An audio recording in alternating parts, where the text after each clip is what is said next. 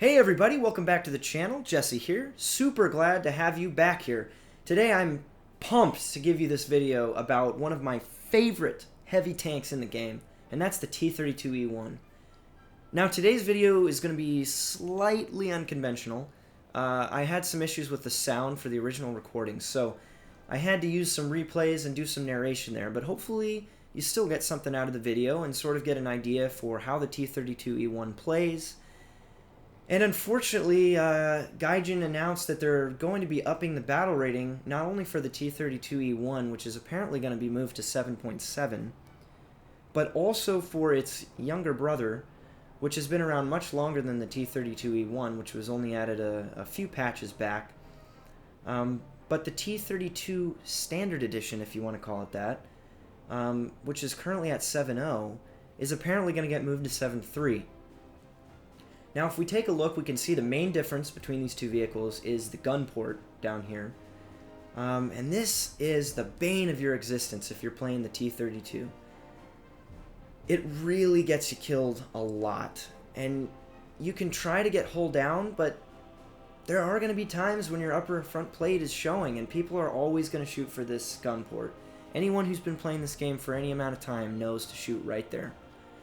Now, the T-32's claim to fame is its armor, its frontal armor, really. And against conventional rounds, which you're going to see a lot at this battle rating, such as the Panzergranate 3943, it is fantastic on the turret, with a minimum of about 300 millimeters. But we do have this issue here under the turret, or excuse me, under the barrel, where we can be trap-shotted. And then we also have a lower glacis with some angled armor that reduces the effective thickness. So while it is a hard shot, people do sometimes make it through these left and right portions of the lower glacis here. And that's true on both the T32 and the T32E1. But this gun port here is the Achilles heel of the T32. Now, if we look at the T32E1, we can confirm here that aside from the little cosmetic gun canvas there that's covering the mantlet, really the only difference is the gun port, which just isn't here on the T32E1. Now we do have this issue on the lower glacis still, like I said, and it's not a big target, but it is hittable. But the turret is pretty much impervious, and the upper front plate is almost impervious to APHE rounds. Now for our arsenal here, we have a couple options, but we're going to focus on this T41. And this thing has 137 grams of TNT equivalent explosive mass and almost 1,000 meters per second of velocity. Now we do also have APCR. I do generally carry some of this, but I don't normally use it too much. It does have fairly good penetration, but as you probably know, APCR is not super reliable. But we are going to struggle a little bit with our APHE round, because while it does have good explosive mass and velocity, the penetration value is not much higher than 200 millimeters at best. So from the front, there's going to be a lot of things that are tricky to kill with this round. So it's going to be a challenge. But let's go ahead and jump in some matches and see how the tank performs. Alright guys, so for this part of the video, I'm just going to go ahead and narrate some of the gameplay that I've got here, and we'll speed things up and kind of skip around just a little bit to kind of keep things moving, because there are some longer periods of time in the two games that I have for you today where not a whole lot's going on, or just, you know, a lot of driving and stuff like that. So we'll try to keep things interesting here. Now, one thing about the T32E1 that I should get out of the way here before we see any action on the screen. This thing actually has pretty damn good mobility. Now, it doesn't have a great top speed, and you can see right here we're maxing out at 34 kph. But the acceleration and the turning of this vehicle is really not that bad, especially for a heavy tank.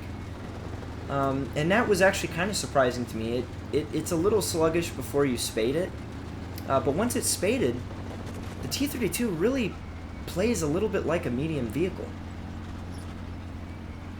Now, the strategy for this game, in my mind at least when I started, was we've got armor, we've got pretty good mobility.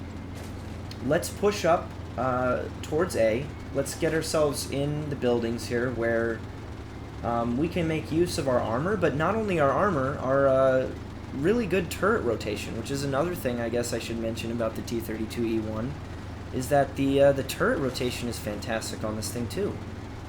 Which is, I guess, another reason that it kind of performs a little bit like a medium tank, and I think you're going to see a little bit of that today. So, we already see that the enemy's capturing A, and this kind of tips me off that we've got some light vehicles here. We're facing Germany. I'm pretty sure we're at a 7-7, or potentially, yeah, I believe it's a 7-7 for this game. So, and here we go, our first shot of the game. I just sensed there was going to be some action over here, so I went ahead and stopped just in time. Kind of a lucky shot there, but we did take out that that obble, the wobbly obbly, and I'm really confident that there are more light vehicles over here. So I'm kind of keeping an eye on the road, a little bit cautious on my left there, and obviously the Russians are just going to rush B. Or rush A, rush whatever they happen to rush, because they're Russian, and they have ridiculous armor for medium tanks. But yeah, you know, we noticed that it was the cap site was capped by somebody else, so I'm going to be kind of aware of that. And I think it's right around here, or a couple seconds from now. I'm not sure going to see it on the replay, but somebody kind of called out that there was somebody behind us. There it is right there. So we get a light tank called out behind us. On the kill feed, I believe it showed that it was an RU-251, and he took out our teammate behind us. So I'm just going to go ahead and steadily reverse here, keeping an eye towards where that marker came up. And incredibly, I get pretty lucky here because he starts turning without seeing me. So I do get a shot off. Unfortunately, the detonation didn't do a whole lot, but friendly finishes him off for me. So I'm able to get in here, and I'm able to cap this this area with my team. There we go.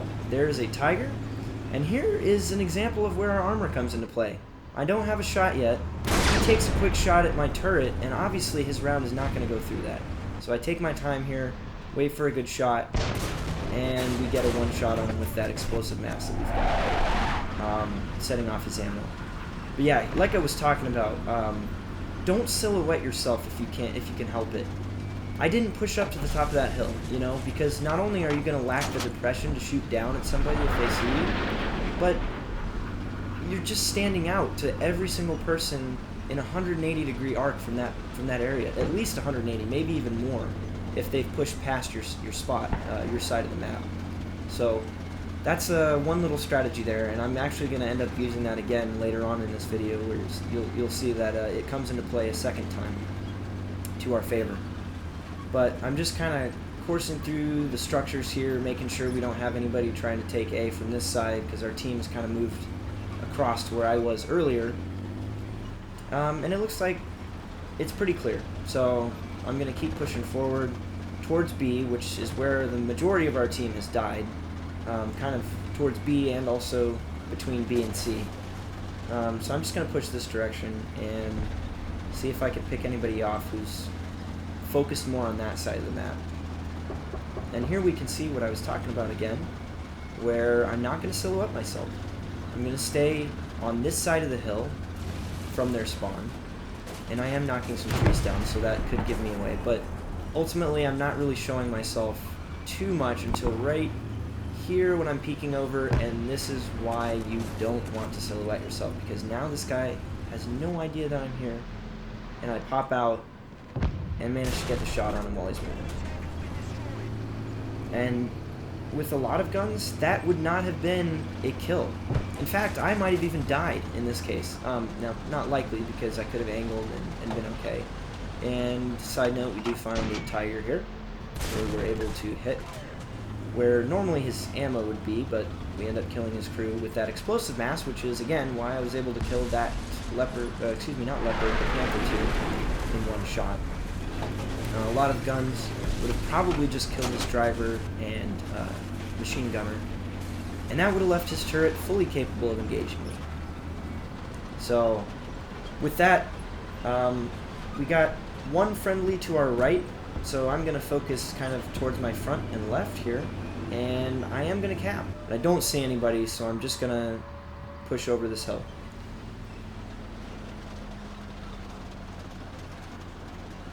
Now, what's about to happen is pretty unfortunate, and it's pretty much the end of my part in the match, because it turns out not a whole lot happens after this. Their team is dwindling. We have all 3 cap points. There's not much more they can do, so we end up winning this. I get one more easy kill right here. I just happen to spot him first, and there's really nothing he can do to me anyway, because of the armor I've got. So go ahead and take out the AAA, excuse me, and we move up here, and this is where things get interesting. Now, I'm a little salty about this, but I mean, it is a legitimate kill, and it is fully possible that he saw me coming around, coming over this ridge. But you'll see right here, I look over just in time to see myself get shot by a Yag Tiger. Alright, and for this next match, possibly a little bit more interesting gameplay. This was actually kind of crazy, and believe it or not, these matches were back to back.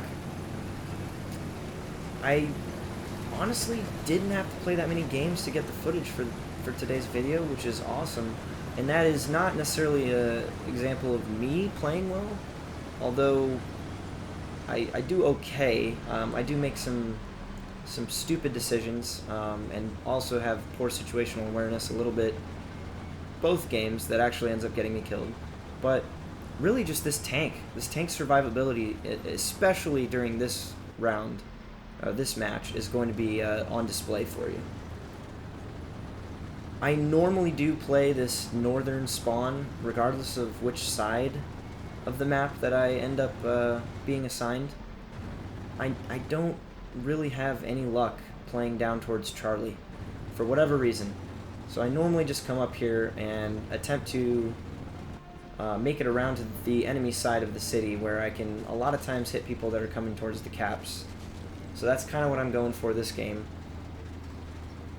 And yeah, you're gonna see the performance of this armor. Luckily, we don't have to face too much heat. I think really only one vehicle that we face has heat in this game, so that's nice. Obviously, you can play against Leopard 1s, and that's not so much fun.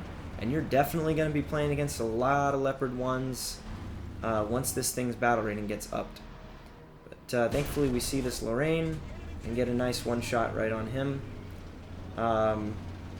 I actually noticed him traversing earlier on and kind of figured he would drive around that area, so I stopped in anticipation of that, thankfully. I was able to drop around right in on his upper front plate. And I am sort of hull down here now, and so I pause for a minute just to kind of get a lay of the land and see if anybody else is moving down there. Friendlies are in the city now, so I have tags off, but yeah, the guys you just saw on the right are actually friendlies, if you did happen to see them moving across there. And I notice something on the ridge over here. I'm not sure what it is, so I'm gonna press forward where I can potentially get a shot at it, because I can't really get my gun to fire effectively over the rocks.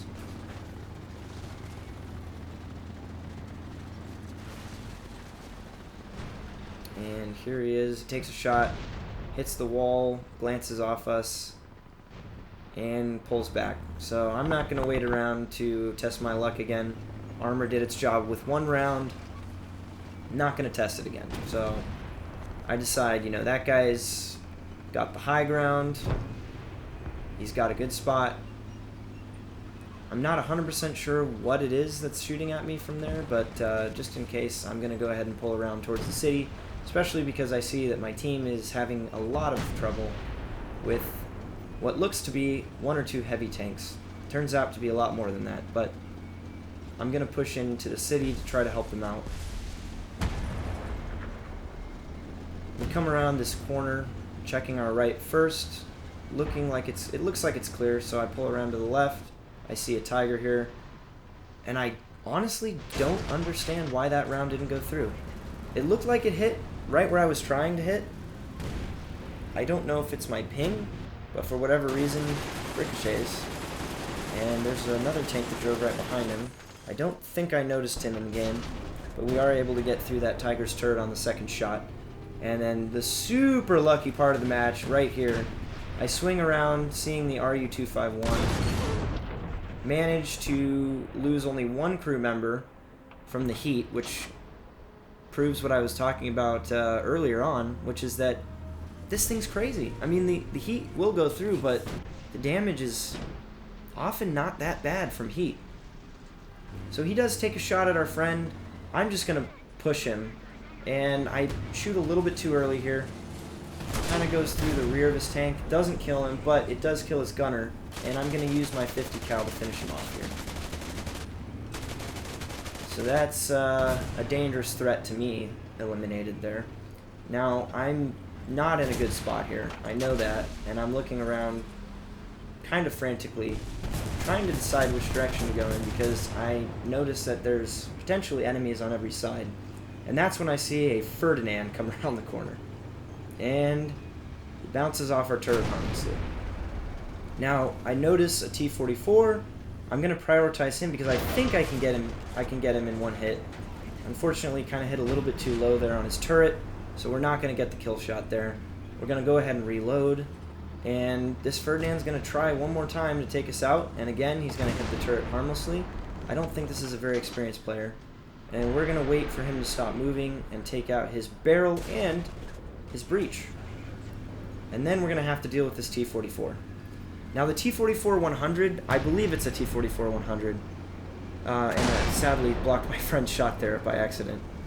But yeah, the T-44-100 can be killed through the turret pretty easily there. I didn't want to risk shooting his front plate, especially at an angle. There's no chance my round was going to go through that. Thankfully, we got the shot through the turret.